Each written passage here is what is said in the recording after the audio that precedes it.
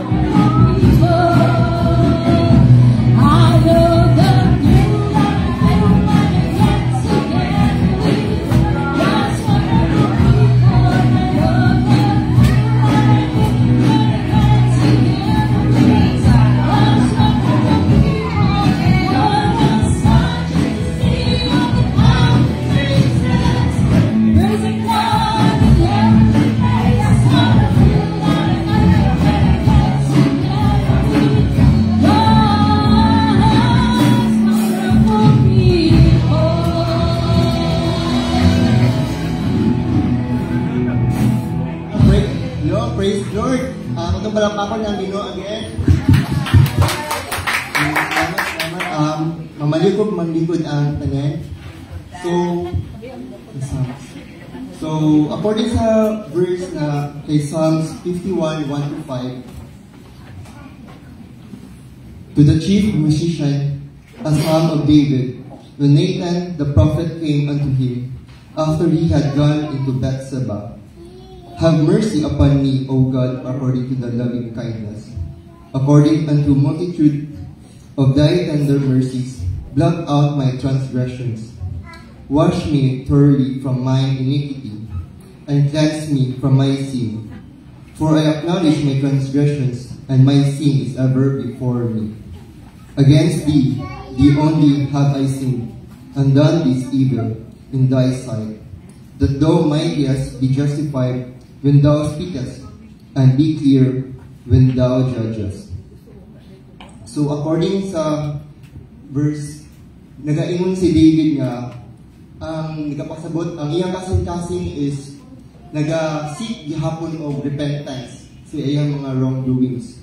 So dili po si David naga-show na naga-confess siya sa iyang mga sala o naga-acknowledge si David sa iyang mga sinful actions na need niya ang mercy sa Ginoo kada adlaw sa iyang mga wrongdoings as well.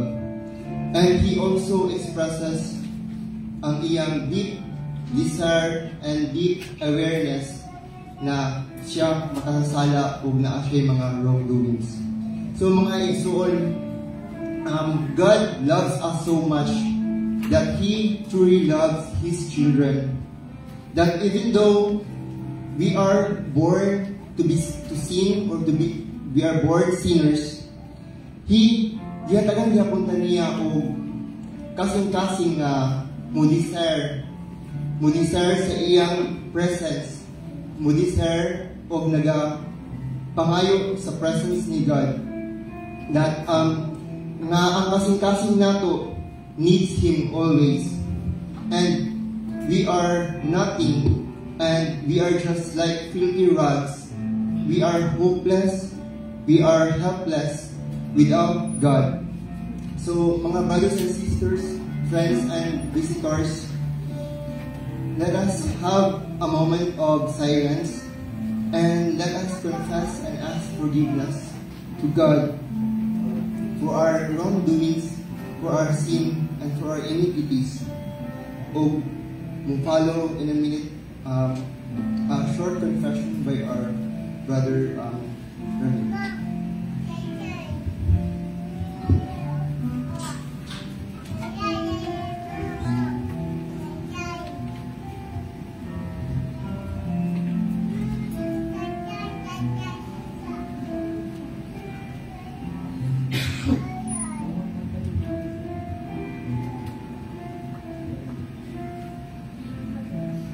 Heavenly Father, Lord, nagaduhin nila at ang kabulamahan sa pagpasalamat, Lord, sa wonderful morning na nagkata ka naman. Salamat, Lord, sa iyong pag-ubalapot ka naman, Amahan, sa pagdalangin mo din, Lord, sa church sa ron. I-glorify yung pangalan, pasalamatan ka, Lord, sa mga tibok na kinapuhikan sa iyong kapakupat sa ngalan. Isan pa man, God, prepare mong kasing-kasing una-una, Lord. Unta, Lord, madawat ninyo ang mga pagpasalamat, mga pagdahil sa Amahan, mga pagkanta diha kanino, pag-ampo diha kanino, Lord. Dimbiwin mong kasing-kasing ka. Ni Lord, puno kayo ni Lord sa salat ka. Amoy nakababag sa mga relasyon ka. Lord, kaluin ni Lord, ginapangayon mo ang mong grasya, Amahan. Grasya sa kaluin, Lord. Pasayo kami sa mga salat. Lord, isang pagad, aning nga kabuntagon, Lord, kini Lord, ikaw imuha din mga plano ka na naman. Every Sunday magtapo ka ng mga kanakan, aron dahigun ka, pasalamatan at simbawa. Isang pa man, God, sa mission aning nga church, sa Bethel Missionary Baptist Missions, God, ikan sa Pasig, Lord. Lord, we know nga nagabuhat po sila sa ilang panimahon karon dito. Kinupanan God ni Pastor Teddy, ni Pastor Alice, God. Lord, I pray, ikaw, Lord, mag-upan kanila, magadasig po kanila, Lord, sa paghimo, sa panimahon naman, sa paghimo po doon pasalamat kanino, Amahan. Ikaw po, Lord, ang Diyos, Lord, dito, bisan pa, God, sa mission sa Naval. I pray, Father God, sa Pastor Elias, labi na, Lord, sa iyong ibati karon na naa siya ginadala ng sakit, Amahan. Ikaw ang magkahayon kaniya, Lord. Kung ikaw, Lord, padahil sa paggamit kaniya, God, isang pa sa mga kaisunan ito na imong itong pangalan ng Lord of glorify. Isang pa, God, sa katingin na itala ni Pastor Peter, ang patipod sa Pastor Peter, God. Nahatag na niya ang katasig pag Lord, kanipun Lord, sa tanang mga pagsulay na nagkakot sa niya. God, ikaw ito mag-provide pa sa mga pangalan. Isa sa mga kaisunan dito, Lord, nakarurasa, God, nagasimba, nagadahil sa iyong pangalan, Lord, at pasalamat. I-prepare din ang mga kasing-kasing, Lord, ko na muna, God, sa pagsimba dito. Isang magad sa mission sa Matit at Matang, Lord. Lord, kabalik sa Pastor Jason, kamita siya dito nakita na sa pagsamayaw sa imong pulong, kamita siya God na makalig siya dito nakita, Lord, especially sa Matang Nation, Lord. Sa tanang mga pagsulay, God, ligo na siya, itabangan siya, Lord. Isang pa sa mga men itong nakita po, Lord, ikaw, Lord, patay sa paggamit kanila, God. Brad Jerry, Philip, even si Brad Ryan, God. Ikaw, Lord, mag-pastor kanila, God, gamit din kanila, Lord, sa inyong kayamayanan. Isa pa, God, sa mission at pagbubulong. Lord, nabangin si Pastor John Paul, si Pastor Rackley, sa pagsangyaw sa imong pulong dito nakita, God. Gamitin sila, Lord, na ma-share ang imong pulong kung makabit ito sa mission sa pagbubulang. Lord, bisang nagli sa mga God, ang ginapray sa Pastor Paul. Tagay siya tulang kaalam ng mahal. Gabi na sa pagsaysay sa imong pulong karon. Huwag kisa sa Pastor Jonah, patayin ka sa paggamit kaniya, patayin ka sa paglibon kaniya, patayin ka, Lord, sa paghatag kaniya o aduga nga kaalam o wisdom, Lord. Lord, salamat kayo ng kabuntag. Buti din ang pangayon, God, kaya ikaw ang tamang sentro din sa mga panibahon ka. Wala nila ang buhaton, Lord, pasalamatan ka, simbahan ang tayo ko ng mga buhay. Tinita ng Lord, ang mga ginapray, ginaampog, ang ginapasalamatan. Sa ngalan ng Jesus, ang person na namang luluwas. Amen. Thank you, Brother Lee. God is so great, so powerful, and He is so sovereign, and He is so amazing. He is just undescribable. So, my soul, mamaligog tindog balik, and let us praise and worship the Lord. O Lord, our Lord, how excellent is thy name in all the earth, or set thy glory above the heavens. And I consider thy heavens, the work of thy fingers, the moon and the stars, which thou hast ordained. What is man that thou art mindful of him, and the Son of Man that thou visitest him? Let's sing indescribable.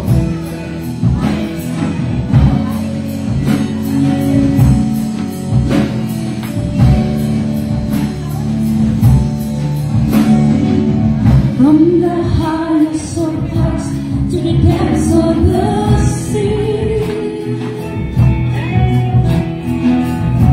creation's revealing your majesty. From the colors of fall to the fragrance of spring, every creature in the song that it sings, all its saving, indescribable, uncontainable. You place the stars in the sky and you know them by name. You are amazing, God. All powerful, untamable, must not be brought to our reasons, we not be proclaimed. You are amazing, God. Who has told every lightning bolt where it should go? Or sing heavenly storehouse laden with snow? Who imagined the sun that gives source to its sky?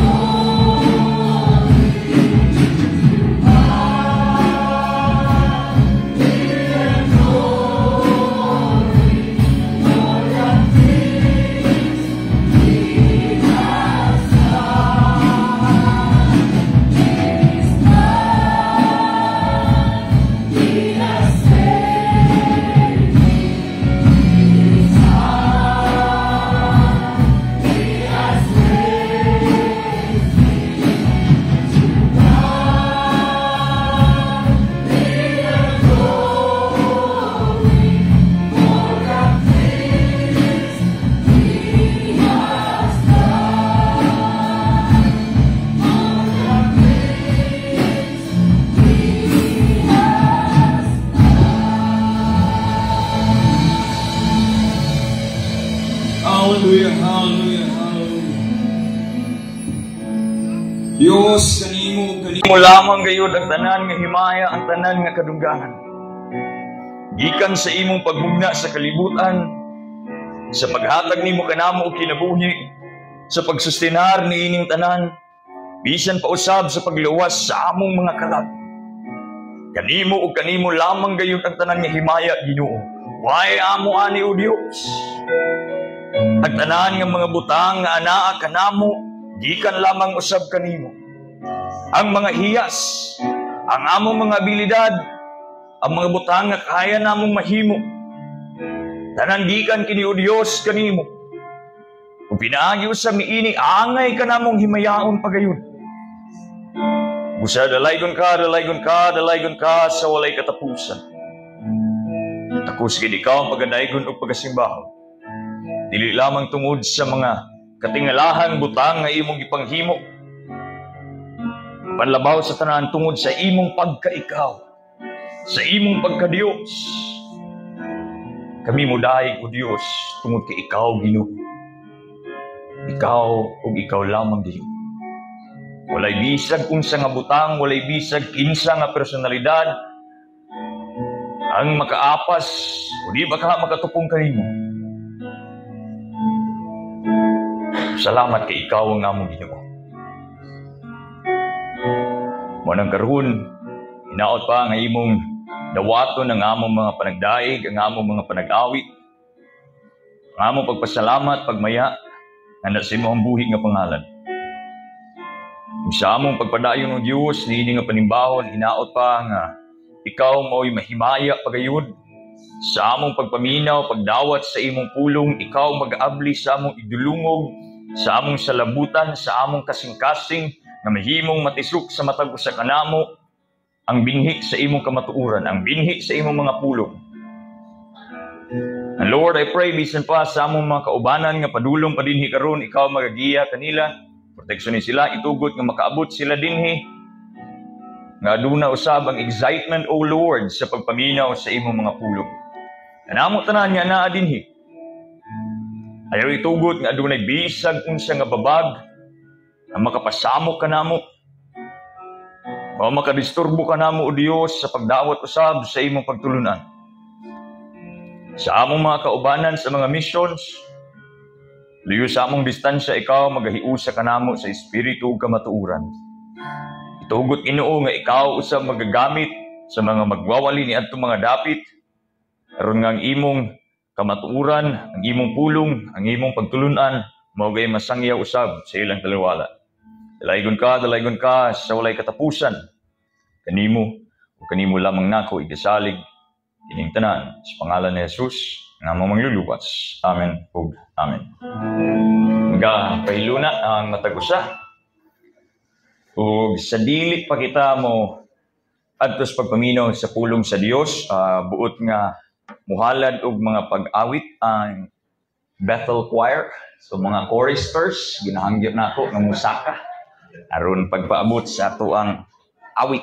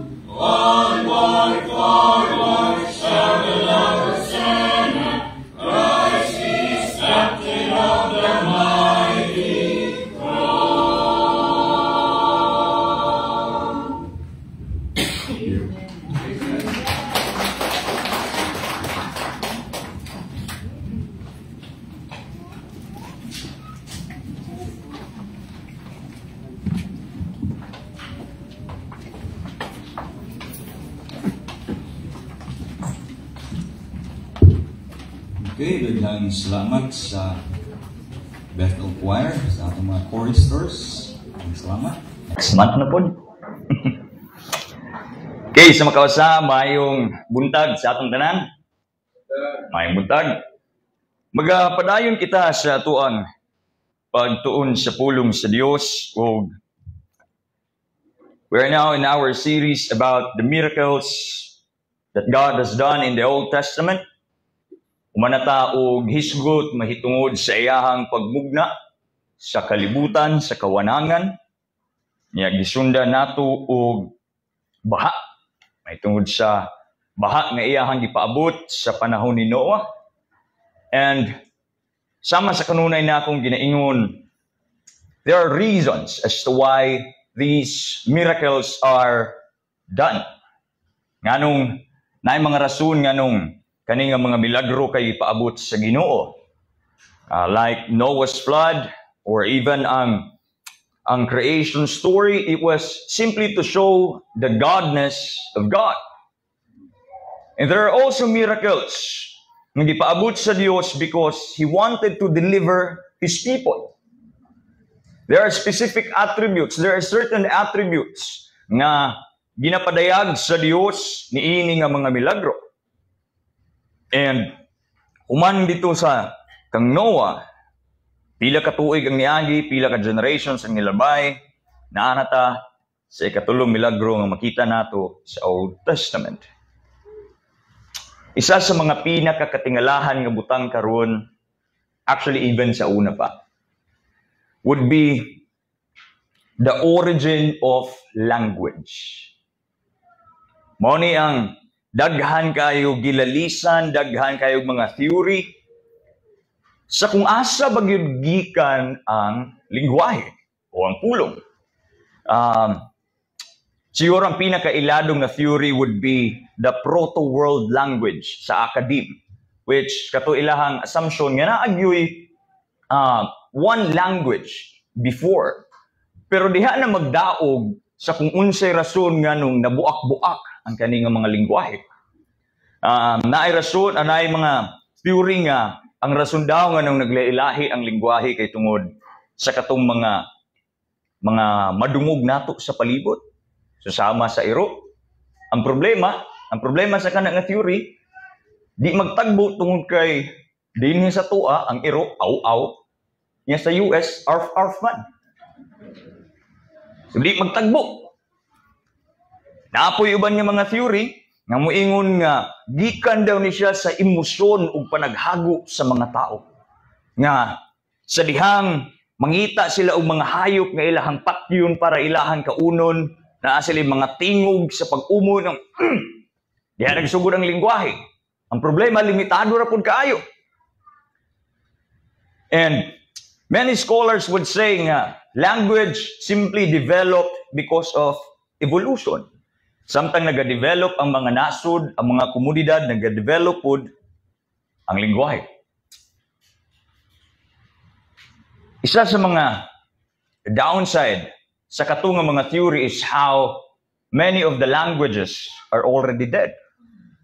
Or kung dili man dead, wala na kayo nato ginagamit karon. Take for example, even though ang ginagamit nato nga King James Version, pero dili man ka makigstorya sa mga puti o mga daw. Diba? How art thou? Buki kayo. Naanay modern English. And even the kaning biblical Hebrew, there was a time that it was lost. And then gi-revive eventually. Kabalo ba mo nga sa una ang biblical Hebrew katong original gid ani? Wala na siya vowels. But then lately na lang, to make it easier to read, especially sa mga linguists, ibutangan na nila na o katong mga tuldok-tuldok sa baba, mga underline, katong mga kudlit. And that is to identify kung unsa to siya nga vowel. Naanay certain development. But then of course, if you are a Christian, you will really point out to this one event in the Bible nga moingon gyud ka, dinhi gyud nagsugod nganong daghan kaayog mga lingwahe. And if you are a believer of God, This is probably the most reasonable theory, if you may say. I wouldn't say theory. This is the most reasonable reason nga nung nailahi-lahi ng mga lingwahe. And I'm talking about Genesis chapter 11, the story of Babel. And there are several people dinhi nga kailangan natong tanawon. We know how the story goes. Ang mga tao gikan katong mga kaliwat ni Noah, grabe lahang panday, grabe lahang tukod. Eventually ninaog ang Ginoo, giguba, nagkayatak-yatak, nagkawatak-watak sila.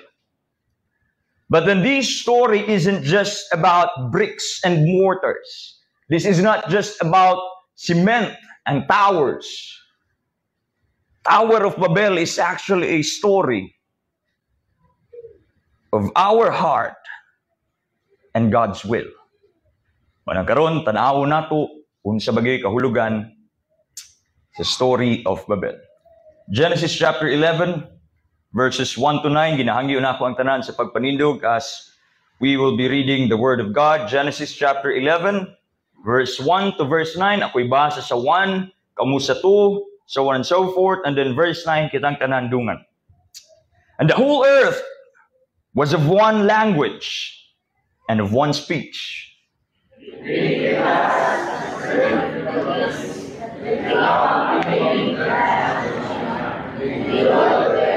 And they said one to another, Go to, let us make brick and burn them thoroughly. And they had brick for stone, and slime had they for mortar. They said, Go to the earth, give us a seed and power, whose song may reach to heaven. Let us make us a name, that you are on the face of the whole earth. And the Lord came down to see the city and the tower, which the children of men builded. And the Lord said, Behold, the most one, they have all language, and this they gave you, and now nothing will be restrained from them, which they have imagined to do. Go to, let us go down, and there confound their language, that they may not understand one another's speech. So the Lord scattered them abroad from the ends on the face of all the earth, and they left off to build the city. Verse 9, kitang tanan. Therefore is the name of it called Babel, because the Lord did there confound the language of all the earth, and from thence did the Lord scatter them abroad upon the face of all the earth. Ang Diyos magapanalangin siyang pulong, magapahiluna ang matag usa. Now this is just several hundred years after the flood. All the days of Noah, chapter 9, verse 29, were 950 years. He lived for several hundred years pa after the flood. And we know nga, pag naog nila sa Mount Ararat, dito gihatag sa Diyos ang covenant niya. That's why we have the Noahic covenant. And then we have the physical sign of that covenant, which is, unsay physical sign na to? What's the physical sign of Noahic covenant? It's the rainbow. It signifies unsa? The mercy of God, judgment being withheld. Na instead nga sa atua mo naog, siya ni angkon, which is of course, mo'y makita nato sa cross sa Kalbaryo. Si Kristo mo'y ni angkon sa kaligut-gut sa amahan, na para unta sa tua. But then isa sa mga butang nga kailangan nato masabtan is, in verse 1 of chapter 9, naisugo gihatag dito ang Diyos. And God blessed Noah and his sons, and said unto them, Be fruitful and multiply, and replenish the earth. Magpadaghan, mukuyanak, magkalat, dili magpundok sa isa ka lugar. And after that, the covenant was given. Unsa tong covenant? Nga dili na nako lunupon ang kalibutan, dili na wala na yung ato nga mahitabo. Despite sa kung unsa ka makasasala ang tao, there will be no more flood that would flood the whole earth. Which is gina-honor sa Diyos, hangtod karon. That's why we can always see the rainbow.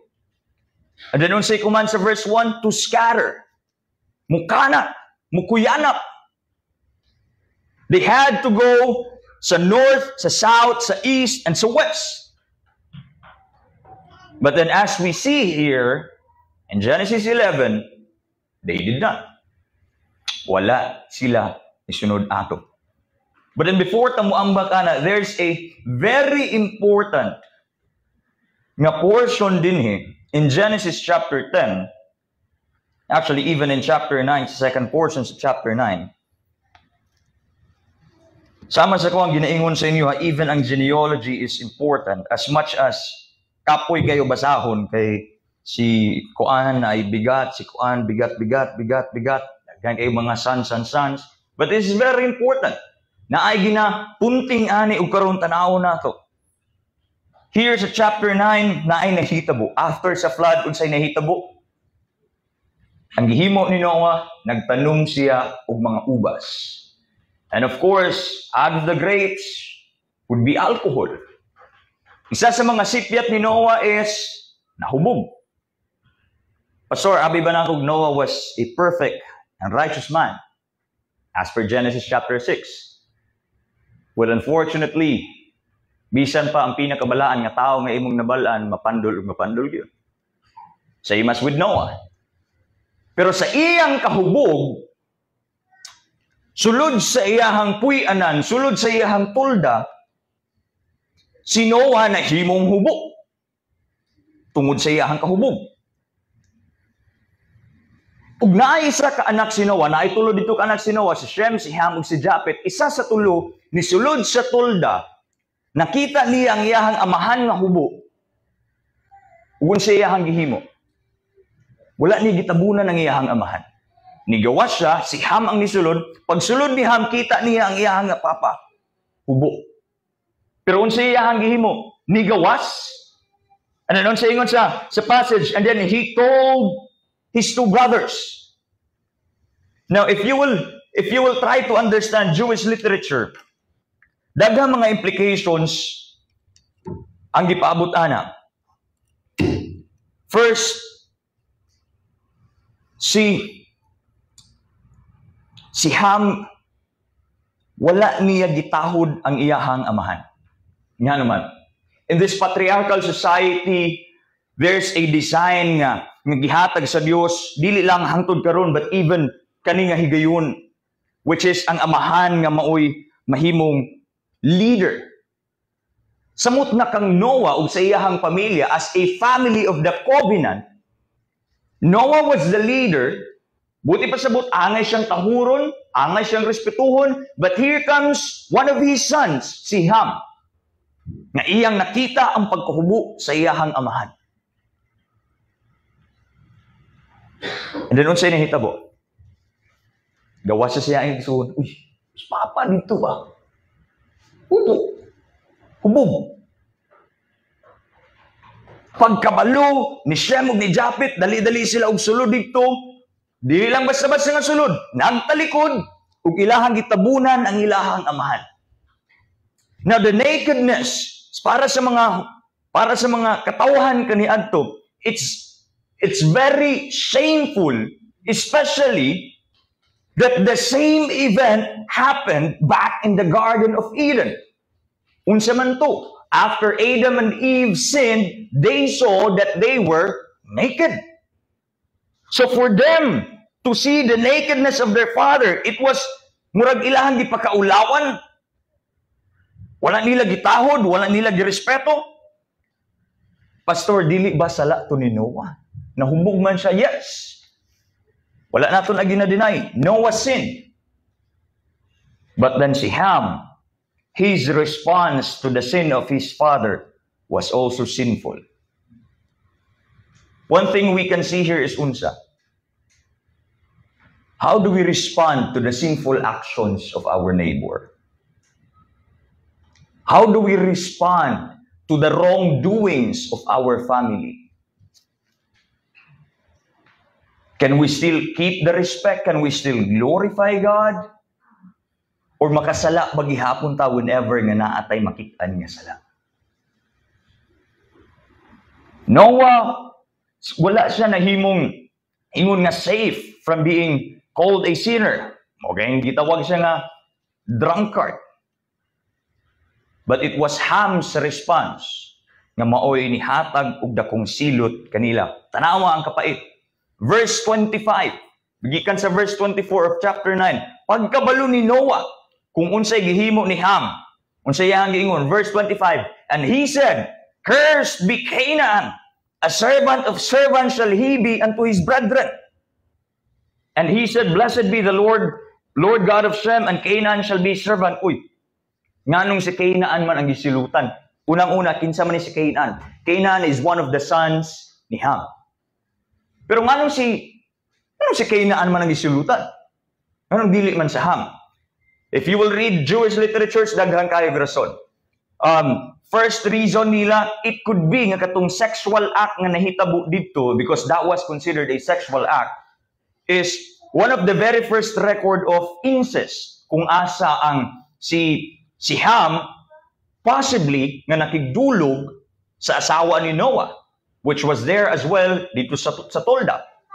But then many theologians would kanang mulayo sila sa kanang theory. Although there's an implication of sexual immorality, but para sa ilahad, medyo dili yun. Pero the heaviest nga makita nato sa Jewish literature would be si Ham. He was with Canaan, ug silang duha ilahang gimak si Noah. That's why the curse fell on Canaan ug wala sa iyahang mga igsuon. Ya, kabalo ba mo? Kani nga genealogy is very important because it would play a huge role sa unahan. Gikan sa linya ni Ham, kinsa gani si Canaan, kung asa gikan ang mga Canaanites. Gikan sa linya ni Japhet, dito gikan ang mga Gentiles. O gikan sa linya ni Shem, dito gikan ang mga Israelites.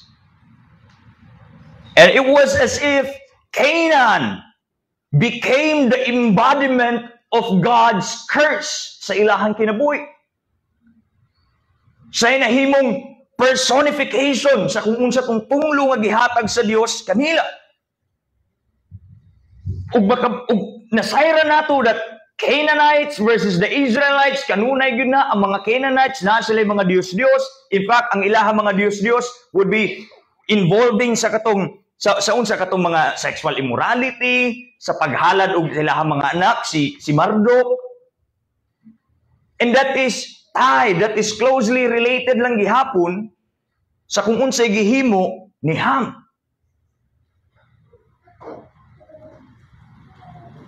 Nang kanunay ang mga Israelita mapandol tungod sa mga Canaanites.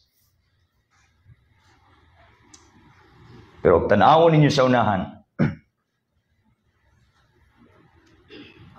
the sons of Ham, Cush and Mizraim and Phut and Canaan.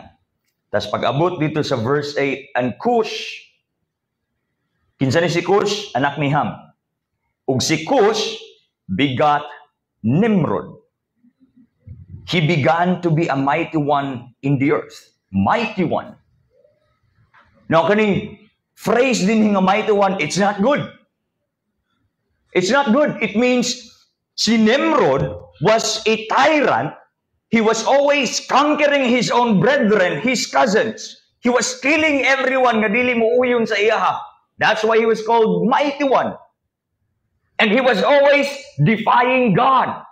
That's why gitawag siya nga mighty one before the Lord, not because nalipay ang Dios kaniya, but because he was always in battle with God. Suko kay siya sa Dios ni Noah. And if Canaan became the embodiment of curse, si Nimrod, he became the embodiment of rebellion. In fact, his very name, Nimrod, it means to rebel. He was always rebelling against God. He was always opposed to God. Pero maayo kayo si Nimrod. He was so good in leadership to the point that he led his people, ang mga kaliwatan ni Noah. Dili lamang tong linya ni Canaan, but even ang linya usab ni Shem ug ni Japhet. He led them to rebellion against God. And they were developing communities. Nilambo gid kayo sila. Ug sa ilahang paglambo, of course, kinahanglan ang mga tanom, na ang importante ang mga tama nga season. And ang associated sa kanang agriculture would be the gods and goddesses. Kaya nga naman, they would think of the sun as a god nga nagahatag og kanang kahayag sa ilahang mga tanom. They would think of the rain as another god na pod nga mohatag og patubig sa ilaha. Og sa pagtanaw ni Nimrod, if kani nga mga butang ang akong kailangan, I need to control this. I need to be able to dictate my destiny. Gikan sa agriculture, towards the skies, anak si Nimrod, I can control the destiny. That's why nahimo ang Tower of Babel. And in this story, we will see three things. First would be the man's proud rebellion. Sama sa kuang ingon, this was headed by Nimrod. Nimrod, whose very name means rebellion. He was always defying God. And then in this passage, makita nato, although ang i-mention din chapter 11, verse 4, and they said, go to, let us build a city and a tower whose top may reach unto heaven, and let us make a name, lest we be scattered abroad upon the face of the whole earth. Upat kabutang kailangan nato tanawon din ha. The first thing, unsay gingon din ha, lest we be scattered. That was a direct disobedience of God's command. Genesis chapter 9 verse 1, unsay giingon sa Dios, replenish the whole earth. Pero ana si Nimrod, ana ang iyang katawhan, dinhirata magpundo. Dinhirata. Magtukod ta og tore so that we will be here, we will be united, we will not be separated. Dinhirata. That was his direct disobedience against God's command. They were thinking of security in unity and not obedience in being scattered. Abi nato usahay same with Nimrod, so long as nagatapok ta, so long as nahiusa ta, this is good. But sometimes, in fact many times, the will of God is for His people to scatter. Bisan usahay tuod sakit, una-unaon yan ay magbulag-bulag, but there's good in separation of His people. That was His intention for the earth to be replenished para mapuno. Pero si Nimrod, ayaw mo dito, dinhirata. Dinhirata. And then sa pagdilahang intention, to make name for themselves. They said, go to, let us build a city and a tower whose top may reach unto heaven, and let us make a name. They wanted something. Now, with Nimrod as a leader, of course, sa unang mga higayon, ang mga leaders, ang mga gingharian, they would always want something physical that would last for a lifetime so that the rest of the people sa following generations would remember himself. Take for example, si Nebuchadnezzar, that's why naatong mga rebulto, because he wanted the people to remember himself. Now for Nimrod, mauni, tower. The Tower of Babel was supposed to be his legacy. He was a leader. He wanted something for his people to remember. Iyahang legacy. That's the Tower of Babel. And I can't help but ponder. Nagsige ko pangutana sa una, unsa may ligasiya nga ako ang ikabilin. And I thought that was a good thing. But that was very selfish. Because I wanted people to remember myself. Mo nang karon bitaw nagsigit ang paningkamot, we are building our own towers, the tower of our career, the tower of our business, the tower of our family, bisag unsa nga tower. We have our own towers that we are building. But the question is, kinsa may gusto natong mahuna-hunaan sa tao whenever they look at our towers. Is it Christ or us? What's the tower that you are building? And whenever people would look at that, makaingon ba sila nga maayo kayong Ginoo sa iyang kinabuhi? Or can they say, grabe, yun ka pa, how did ka? This was Nimrod's way of trying to level with God. But then it failed miserably. Ikatulo, the same verse. They wanted to reach heaven. Sama sa kung ingon, gikan sa agriculture, of course, mag-dictate ang mga season towards the skies because dito man kung unsa to maka-involve sa ilang, maka-affect sa ilang agriculture. He wanted to control even the sun, the moon, the stars, and the other planets. Kabalo ba mo? Sa Babylon or sa Babel, dito nagsugod ang horoscopes. Because people were trying to really know the destiny of people. That's why they developed the horoscopes. After Tower of Babel, di lang ka na ang tower nga namugna dito. Several towers sa mga ziggurats have been established, have been made as well. And they would even call it the stairway to heaven. Because this is their way of people climbing up so that they can reach the gods.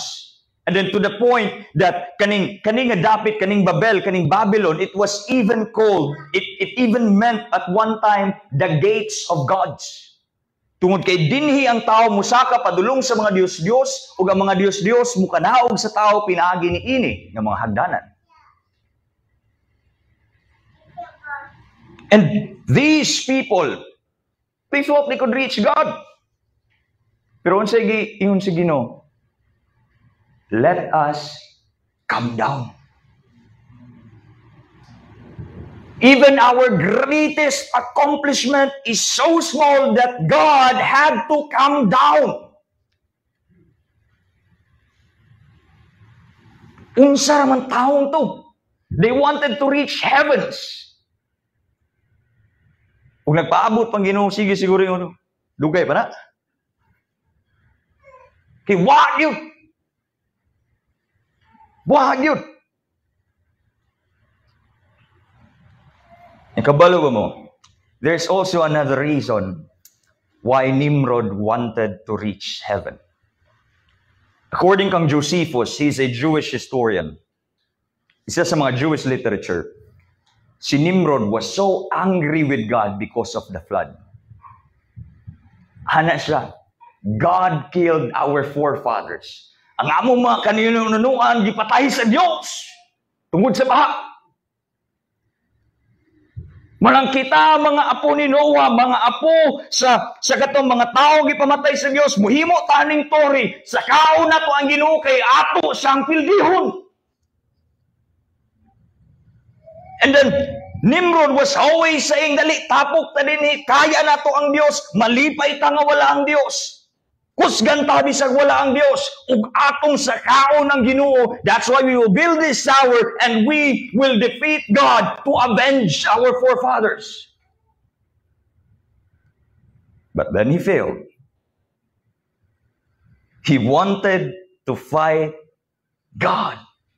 That's why he is called Nimrod, the mighty warrior before God. He is the peak of what rebellion looks like. Ikaapat, the materials used. This is very important. Naay mga bricks, naay mortars. Ug kabaliwan mo sa kaning mortars, naay ginagamit na sila nga papili, which is asphalt. Kaning asphalt, this is the same material that was discovered by archaeologists.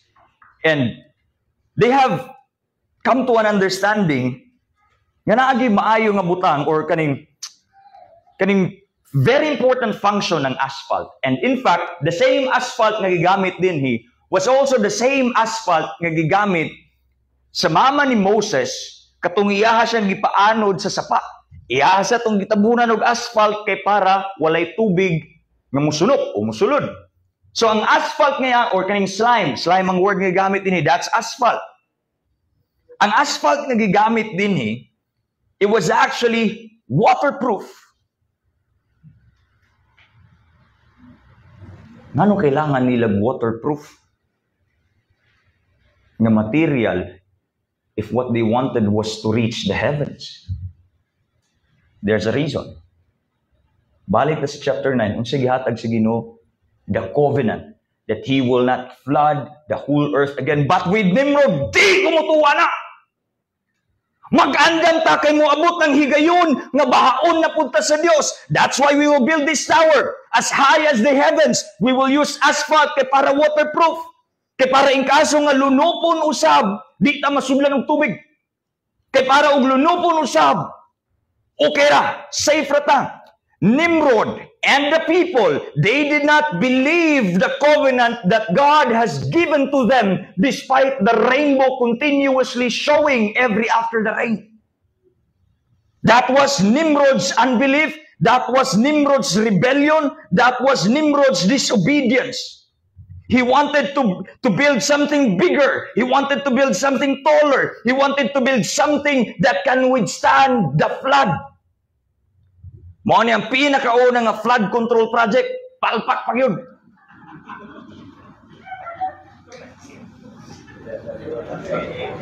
Palpak na gayron, palpak pa yun sa una, di ba? Bisag ang kapalpakan sa mga flood control, biblical gyapon.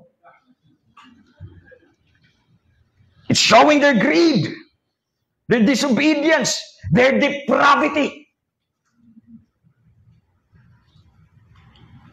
And as they were building that, they had one language. They were so united to the point that what they were doing was so effective. But despite this being effective, it was prideful. They were so reliant sa ilahang kaugalingon. Sama sa gingon ako kanina, according to Josephus, the historian, Jewish historian, kanunay niyang mensahe sa katawhan, we can be happy without God. We can do it without God. And even we can defeat God. And to think na, ang pride, remember this, pride is not just kaning arrogance. Dili lang ni kaning face-to-face nga rebellion sa Ginoo. Pride is also kaning being self-reliant, thinking that we don't need God, thinking that we don't need the means that He provided for us. And as Christians, usahay, we are like Nimrod, but in another way. We are so proud with ourselves that we don't need God, we don't need the ordinary means of grace. Pastor, unsa may pasabot ni mo ana? Unsa man ang mga ordinary means of grace? We have prayer. We have the Bible, we have communion, we have the church. And many times we think we don't need those things. And that shows how proud our heart is. How prideful we are. Di, sa kung musimba ron, okay ako. Okay ako di magbasa ang Bible. Kabalo na ko, mas hawd ko sa ilahan. Okay ako di magampo, maorang gihapon way mahitabo. And whenever we think of that, whenever we do that, we are being self-reliant. Same with Nimrod. Kaya na ako ni. Kaya na ako ni. And I can't help but remember, one of the theologians, ana siya, I'm so busy all throughout the day. That's why I have to spend my first 2 to 3 hours in prayer. Usahay, baliktad ta. Busy kay tas tibok adlaw, mo nang di ko kampo. But then it should be busy kay ko tibok adlaw, mo nang kailangan ko buampo. It shows our dependence to God, our reliance to God. But with Nimrod and these people here, wala. Hambog basta ng hambog, proud basta ng proud, kaya na ko nga ako ra. And that's why after that, God intervened. Kung siya ang gihimo, they came down. Nganong day? The Trinity. Come! Let us come down. Sama sa inyo na ganina, even our greatest achievements are nothing in the sight of God. They had one language. They had one speech. That was a really good gift. Initially, that was a gift for His people to have fellowship with God, to have fellowship with each other, to be used in their dominion, to be used in worship. But here, they proudly use that gift to sin against God. And dili ba ingana ta sa makadagang gayon? That the skills, the resources, the gifts that God has given to us, instead of using this to glorify God, to serve His people, unsa ginahimo nato? Ginagamit nato ni to continuously sin. Gitagaan ka sa Ginoo og ihiyas nga maayo ka mga istorya, unsay nahitabo? Nagpolitiko kay may mamutbot. Gitagaan ka sa Ginoo kaning kahawd sa mathematics, unsay nahitabo? Ato ra ginawaldas ang kwarta sa inyong kumpanya. Kay hawd man mo tago.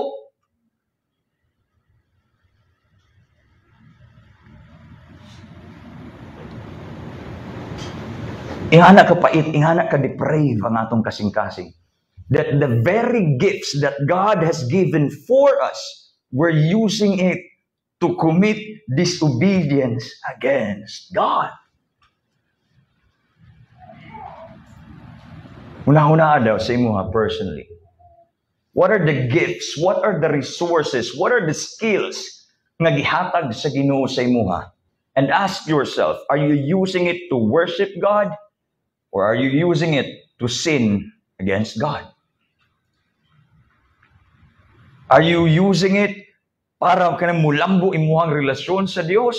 Or ang imong paggamit ani nakapalayo noon samot sa iya?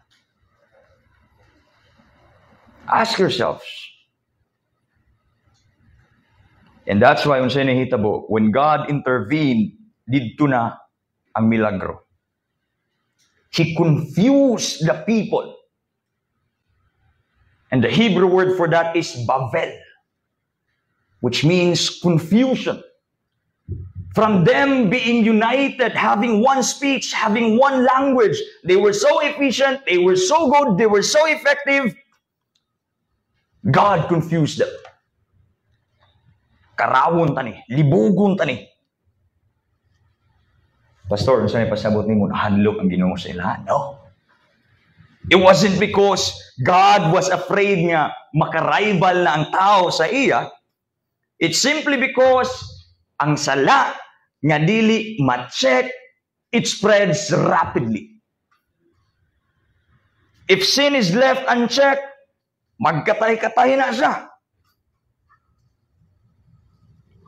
And the tower, no matter how high, no matter how lasting it was, God destroyed it. So makita nato din eh. Sama sa inyo na ganina, we are building towers of our own. Unsa man nga tower ang imuhang gina-build? How high is it naman? And this tower, as you are building it, are you glorifying God or are you sinning against God? Because like the Tower of Babel, no matter how high, how strong, how big it is, so long as this is outside the will of God, di na siya mangayo og permission sa imo. Kung iyan ang gubaon, iyan ang gubaon. Unsa na takataas, ingana pod kakusog ang atong paglagapak if it is not the will of God. And remember, He will not ask our permission. Uy, pwede na ako niwalaon sa imo, dili. If it's something that's causing you to be kaning malayo na sa iya, tinganan ka mawala na kali.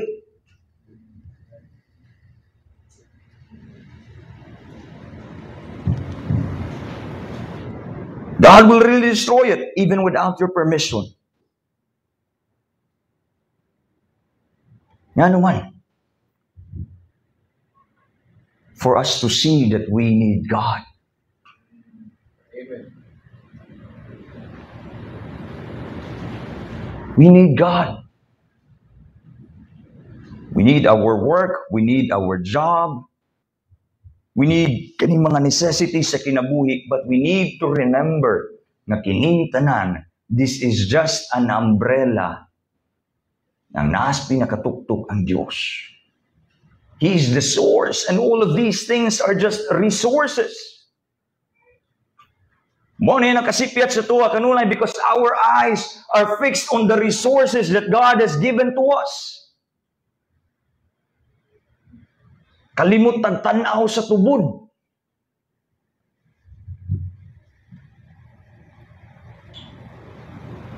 Sama sa inyo na ganina, the gifts, the skills that God has given, it is meant to glorify God. Ask yourself na po, are you glorifying God sa skills, sa gifts, sa resources na iyang gihatag sa inyo? And in that intervention, it wasn't just judgment. The third thing we can see here is God's merciful purpose. Verse 8 to verse 9. So the Lord scattered them abroad from thence upon the face of all the earth, and they left off to build the city. Therefore is the name of it called Babel, because the Lord did there confound the language of all the earth. And from thence did the Lord scatter them abroad upon the face of all the earth. Unsay judgment nga gihatag sa Ginoo, ang pagkalat, pagbungkag kanila. It wasn't just judgment, it was also fulfillment. Fulfillment sa unsa? Genesis chapter 9 verse 1, to replenish the whole earth. Tanawa, bisag unsa nato kagahig ulo. Bisag unsa nato tuman sa ato ang kaugalingong kagustuhan. God's will always prevail. Bisag unsa nimo gahig ulo, bisag unsa nimo balibad sa tawag sa Dios, kung kanamay kabubuton sa Dios, eventually mahitabo ra gyud na. Kita ray nagpalangan-langan ani. They were so united that God had to confuse them. And I will explain later nga no. Pero ang pangutana, what you are doing karon sa imong career, sa imong life, sa imong family, in your relationships, is it the will of God or is it something ikaw lang nagbuot-buot? Think of the prophet Jonah. Yes, pastor. Kahig ulo kay digid siya musugot nga moadto sa Nineveh. Ha? Pagtuon ko nimo kay ano? Kabalo kung maluluyon ka. Pasangyawon ko nimo dito. Nya og magrepent sila, di na sila masilutan. Di koy. He was selfish. Wala siya nisugot nga ang salvation moabot sa katawan sa Nineveh. Kaya nga naman, siyempre ang mga katawan sa Nineveh, mao po'y mga katawan nga nipildi, nidakop sa ilahan, nipatay sa ilahang kahayupan. Yan na si Jonah.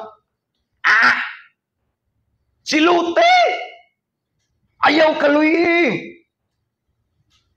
Manang ibis, nga mo sa kayo, barko padulong dito, asa siya ni padulong. Tapos Tarsus. Kung dito ang Nineveh, dito ang iyang giyatuan. The total opposite. Mura pag si Nimrod. Dito gid siya, kung unsa tong opposite sa gihatag sa Ginoo, gisugo sa Ginoo. And sama sa ginaingon nako sa kaninyo kaniadto, whenever we disobey the will of God, kanunay gyud tang makaangin sa uban. Kanunay tang makaangin. Intawon ang kapitan sa barko ang gisakyan ni Jonah na stress na. Gipanglabay na tanang kabtangan, gipanglabay na mga ginto, gipanglabay na ang ilang mga pagkaon. Ya, tura day ang hinungdan, nagtulog-tulog.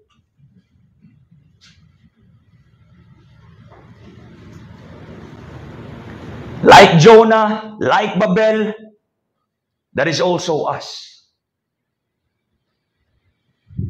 Try to observe your situation. If nakapandol na ka sa uban, if nakaangin na ka, if you're causing people to sin, That might be a marker na what you are doing is not the will of God. That might be an identification.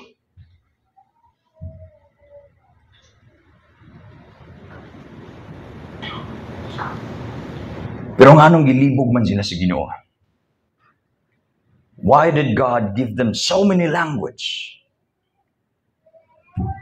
Gikan sa unity, imagine, nagpanday-panday sila, nag-alsa sila og mga simento, nag-alsa sila og mga bricks, ginasaka ang mortar, maayo kayo ilahang pag-build, and then kalit lang, uy, palihog ko dito sa ano bay? Ano to gikor ko? Oh, I'm sorry, I can't understand you. Nalibog sila, pinakalit. Siya. Naunsa naman eh, wala namin nagkasinabot. Libog na. Because God wanted to scatter them. Their unity was built in sin.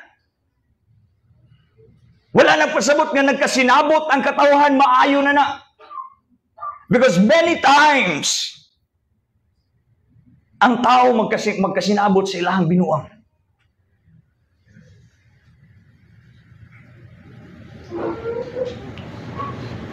And that one language, anong gilibog to sila? Kay with one language, sin would have spread so fast. Depravity would be heightened.